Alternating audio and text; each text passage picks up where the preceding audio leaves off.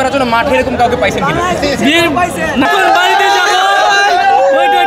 এখন বাড়িতে যাব, মানে শ্বশুর বাড়িতে যাবো, এখনো শ্বশুর বাড়ি হয় নাই, যাই কবুল বলবো, বউ নিয়ে বাড়িতে যাবো। বলছিলাম যে যদি বাংলাদেশ ইন্ডিয়ার সাথে জিতে তাহলে বিয়ে করব, যদি না জিতে তাহলে বিয়ে করব না। আবার নেক্সট টাইম যদি আজকে যদি হেরে যেত, নেক্সট টাইম যদি ইন্ডিয়ার সাথে খেলতো, যদি জিততো তাহলে বিয়ে করতাম, বিয়ে করতাম না। আপনি বললেন যে জিতে বিয়ে করতেন, ধরেন ইন্ডিয়ার সাথে আমাদের আবার একটা ম্যাচ, আপনি দ্বিতীয় বিয়ে করতেন? না না না, আজকে তো জিতেই গেছে, তাহলে তো আমি আমার বিয়ে তো কনফার্ম হয়ে গেছে না, জিতে গেছে।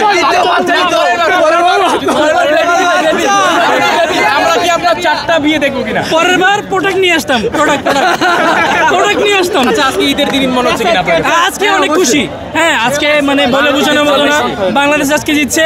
ঈদের দিনে এত আনন্দ হয় না যতটুকু আনন্দ আজকে পাইছি, ঠিক আছে? করার জন্য মাঠে এরকম কাউকে পাইছেন কিনা? বিসওয়াক্স আর ভিটামিন ই সমৃদ্ধ স্কোয়ারের ময়শ্চারাইজিং মেরি লিপ কেয়ার, এবার হাসুন প্রাণ খুলে। না ওরকম কিছু তাকাই নাই, খেয়াল করিনি। এইদিকে নজর দিয়ে কোনো লাভ নাই, যেহেতু আমার বউ ওদিকে রেডি আছে, আমি আউটে নজরটা একটু কম দেই।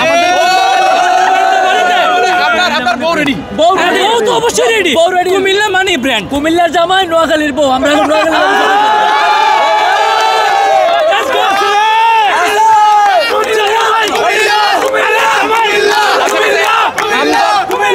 আমরা দেখলাম যে ম্যাচটা যখন সাইরেন বাজলো, হামজা মাটিতে শুয়ে পড়লেন, আবেগায়িত হলেন, এই বিষয়টা কেমন লাগলো? অনেক খারাপ লাগছে, অনেক খারাপ লাগছে। আরেকটা বিষয় বেশি খারাপ লাগছে, যখন খেয়াল করছে পুরোটা ম্যাচে একবারও জামাল ভুঁইয়াকে নামাই নাই, এটার জন্য অনেক খারাপ লাগছে। তিনি আমাদের ক্যাপ্টেন ছিল, ওনাকে কিছু সময়ের জন্য হলেও নামানোর দরকার ছিল, এটা অনেক খারাপ লাগছে। বাস আর কিছু বলবো না। আর কাপড়ের বিষয় কি বলতে চান? জি জি জি, হাবিয়ার কাপড়ের আমাদের কোচের বিষয় কি বলতে চান?